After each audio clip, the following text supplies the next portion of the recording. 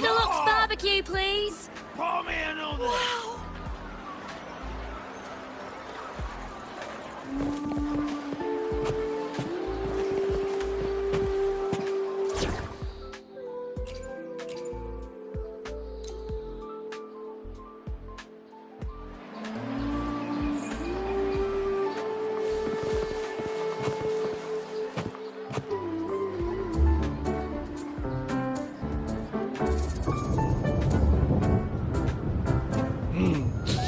Muggy day. Sky's gloomy, air's all wet. Oh, man! Please let me finish my sentence. Ugh. Ugh. Cold, cold, cold. Oh.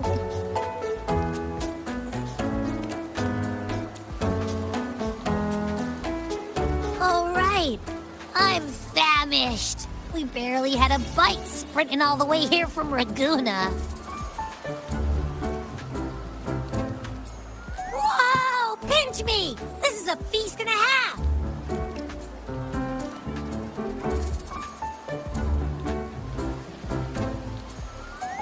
Hey, Rover. So, we did bring enough money, right? I mean, we kind of rushed out without grabbing anything. Oh, that? Don't worry. Money's not an issue. Augusta made sure we're covered.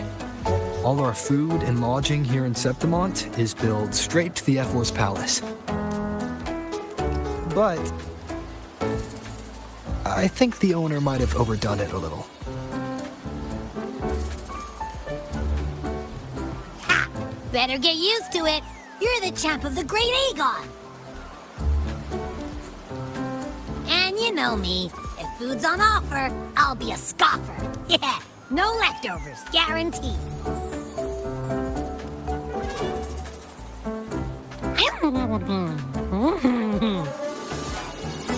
Free stay, free meal. The Zephyr really knows how to treat guests. Maybe we should, hang around a bit longer.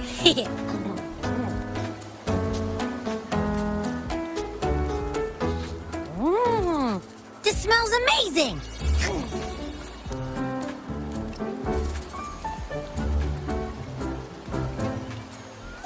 Abby, what do you think Imperator wants me to find? If Cardathia is right, the last clues should be somewhere on the Sanguis Plateaus.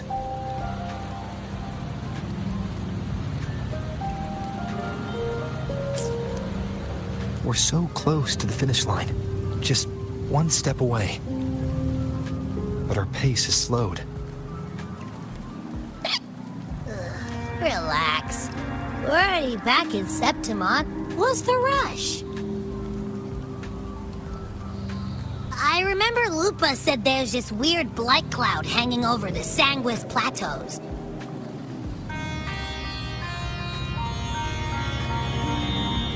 And when the high tide, or whatever, rolls around, all the gladiators go there to hunt tacit discords. Wait, is the high tide coming up soon? The Afra's invite did say something about a big hunt. Huh, that reminds me. Aren't we supposed to meet her today?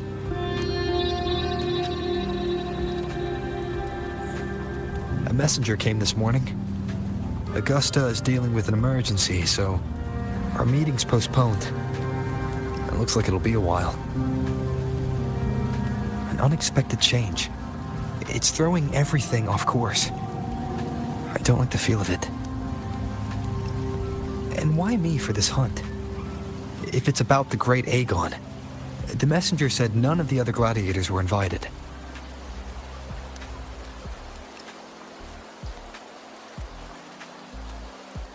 Who knows? Maybe she just wants to test her strength against you.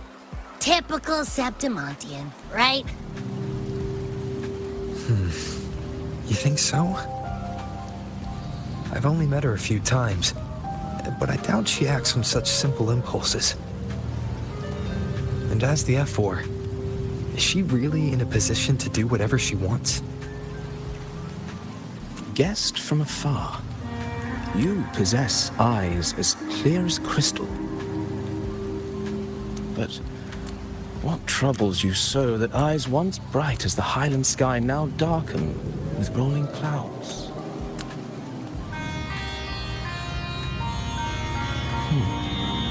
A warrior who walks the blade's edge does not falter over trifles.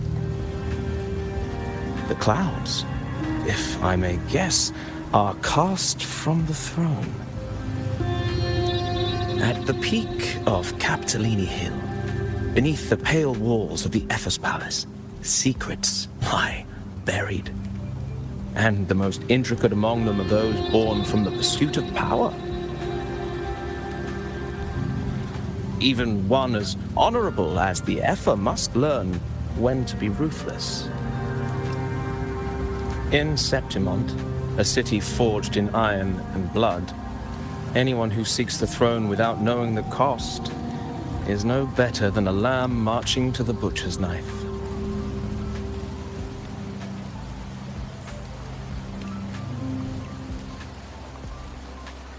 I am Nestor, a traveling poet.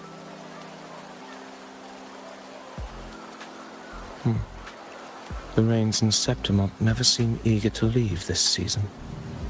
So then,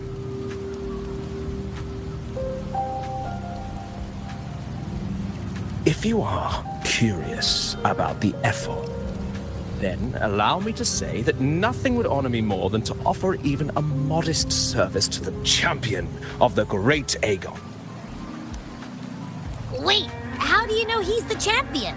And all that stuff about the F-word, too? Huh? Your eyes. Were we talking too loud? To see and to hear are but two of the many ways to perceive. Trusting the senses is a habit, a natural expedience, but not the only option. Truth be told, I've been gathering inspiration for my next epic, and its protagonist is none other than Augusta, the Epher of Septimont. That's why I speak of her with some familiarity. I have a feeling your tale with her will soon be written, and knowing more about those who walk alongside you is rarely without its benefits.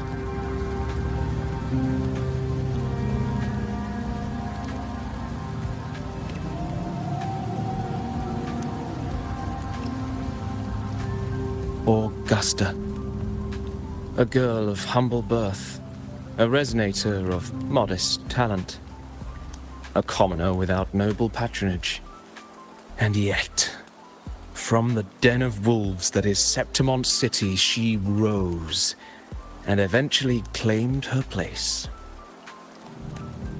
Just like the burning sun was once a cloud of dust.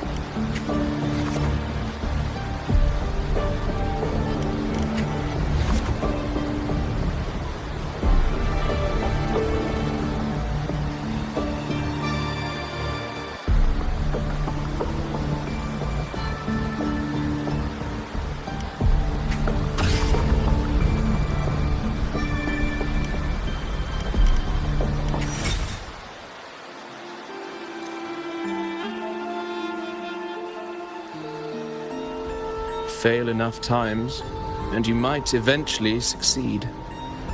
Should we call it resilience? Or mere stubbornness?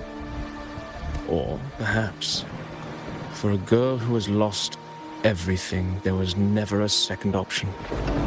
She had no one to trust but herself, and naught but a blade to hold. And yet,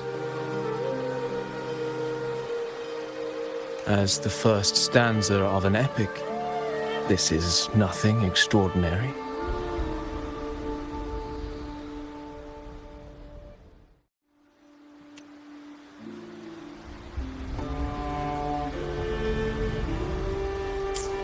They are never forged overnight. Light as a thread, elusive as the wind, they weave themselves into every twist of fate, tangling with every insignificant choice we make.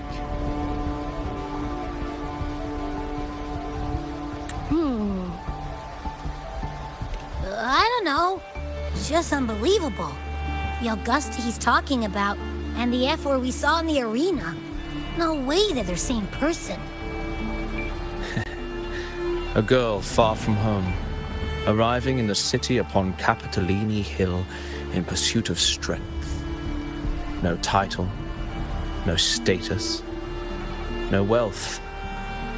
I doubt anyone at the time could have imagined her rising to where she is now.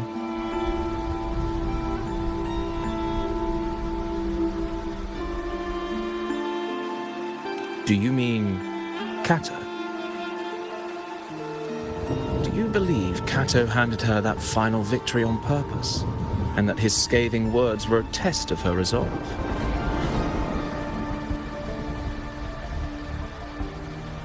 Then Kato must have been an idealist, to place his faith in a girl with nothing to her name.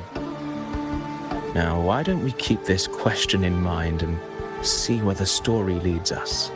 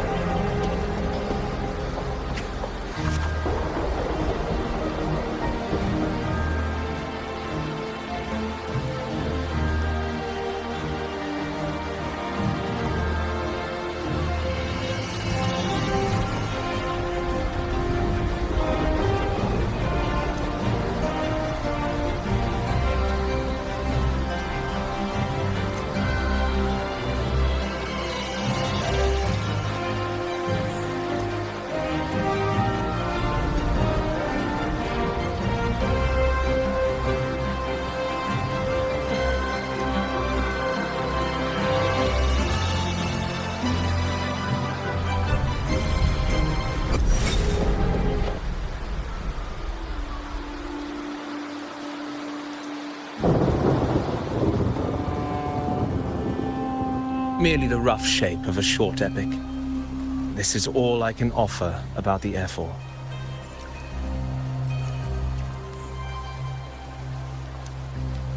Now, as a listener, what do you make of my narration?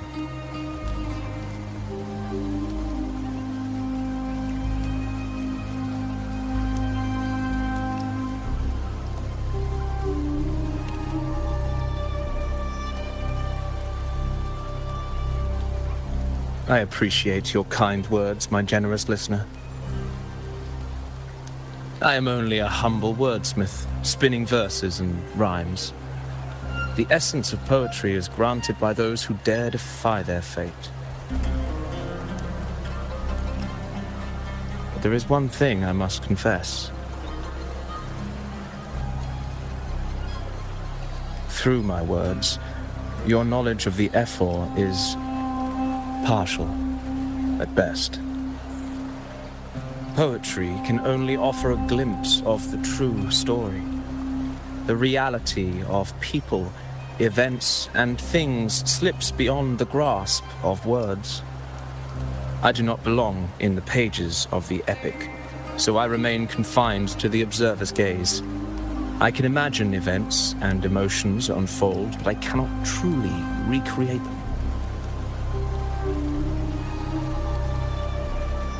Here's some advice for you, though I hesitate to call it such. If you want the truth of a story, step into it.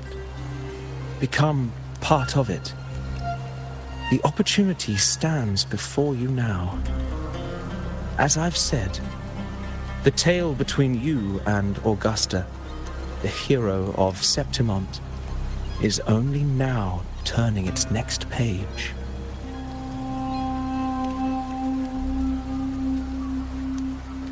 It's not difficult to see. Fate flows like the stars, tracing their course. Your destination is written in the steps you take.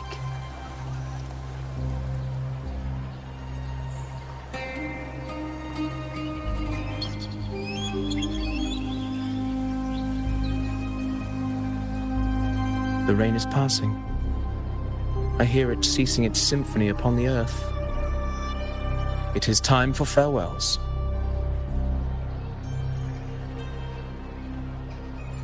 Before I leave, may I ask you one last question?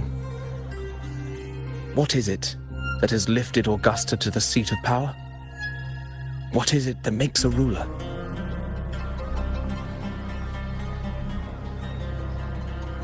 Well, I'd say strength.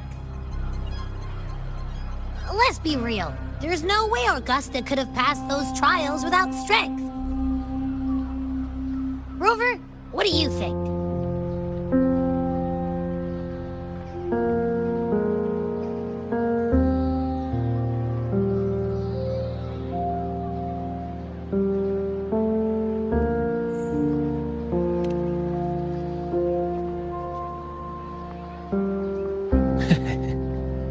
You needn't rush to answer now. When the final chapter is written, the answer will reveal itself. Farewell, my friend. Our paths crossed by fate and by chance. Soon, after this brief encounter, everything about me will be gone with the wind. But you, your epic continues.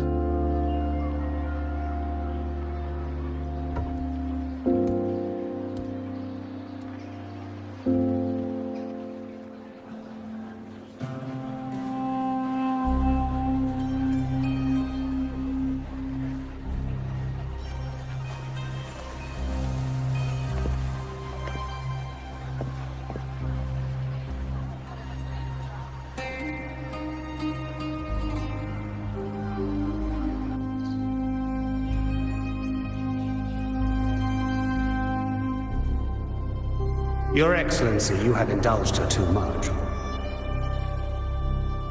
As the priestess, you know is far too unruly in both action and word. It's a disgrace to her title. Indeed. She entered the palace unannounced, uninvited, and with no decorum. A blatant affront to the authority of the palace. Same as always. Senators, all she crossed was a doorway. One too insignificant to carry the weight of our authority, or defend anyone's fragile pride. Let us not forget, it is not the walls of Capitolini Hill that command fear. It is my will, my sword, and our relentless conquest. I know your fear. You fear a priestess's voice drowning yours, and a rebel challenging the Senate's rules.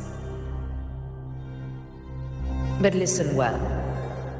Power does not bow to sycophants, cowering behind their traditions. If you seek power, then step from the shadows. Face me, and prove yourself worthy.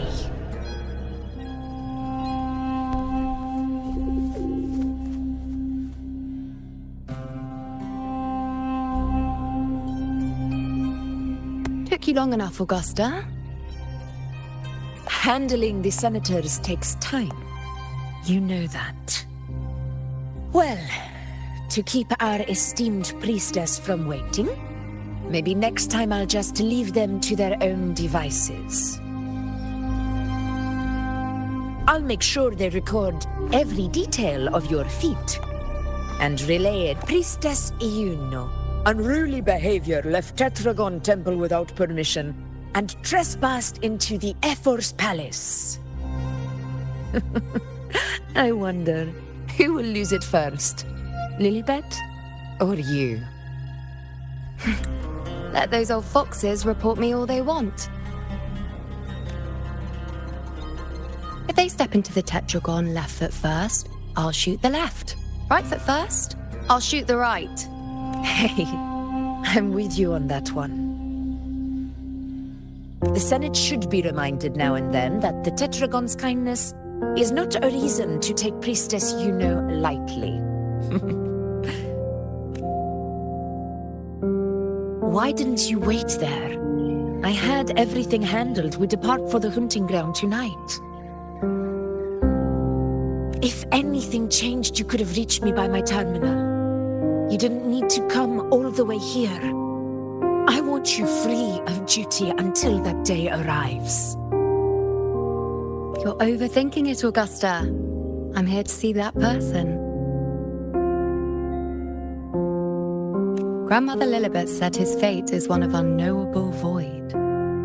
Sounds intriguing enough to make time for. So that's it? Too bad. The ship from Laguna won't dock until tomorrow morning, and we'll be gone by then. Ugh, what a hassle. Patience, you know. The warrior has accepted the invitation. So, you'll have plenty of time to meet during the hunt.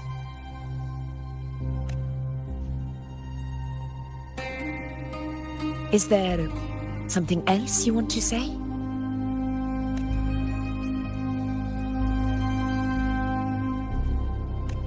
I read Grandma Lilibet's book of prophecies.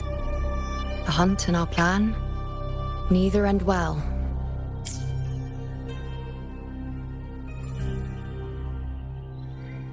Are you sure we should go through with this?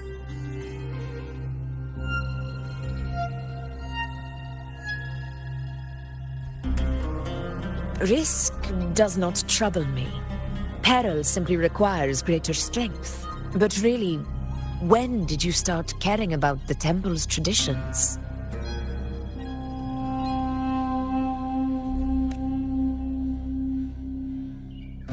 O ye faithless of Septimont, the divinity is enraged. Should your ruler defy their will again, doom shall be your fate. Lately, I've been hearing murmurs from the nobles again about the ancient prophecy from Raguna. I will admit, those words once carried weight.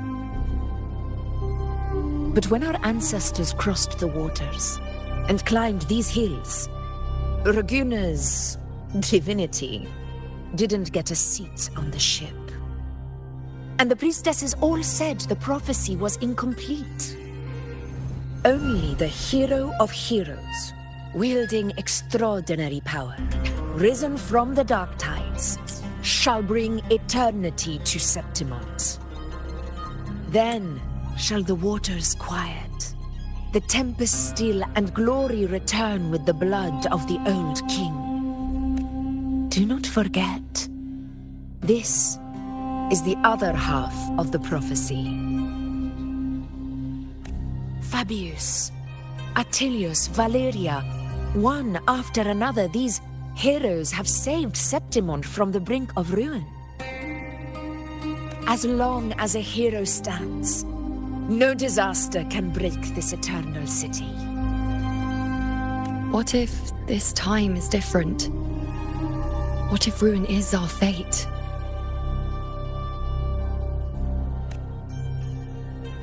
Then I will sever that fate with my blade.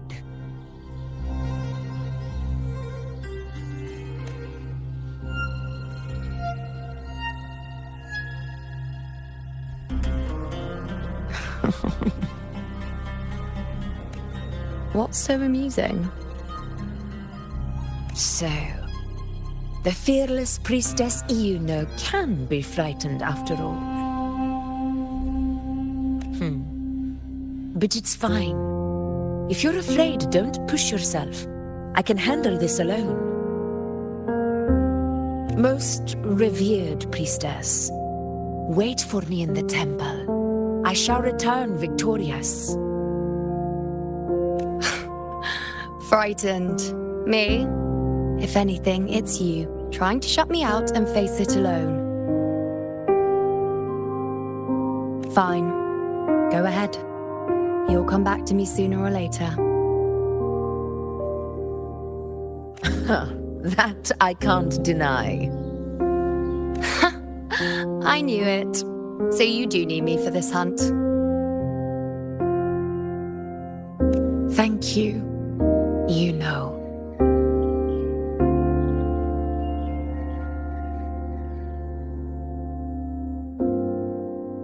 Why are you saying this?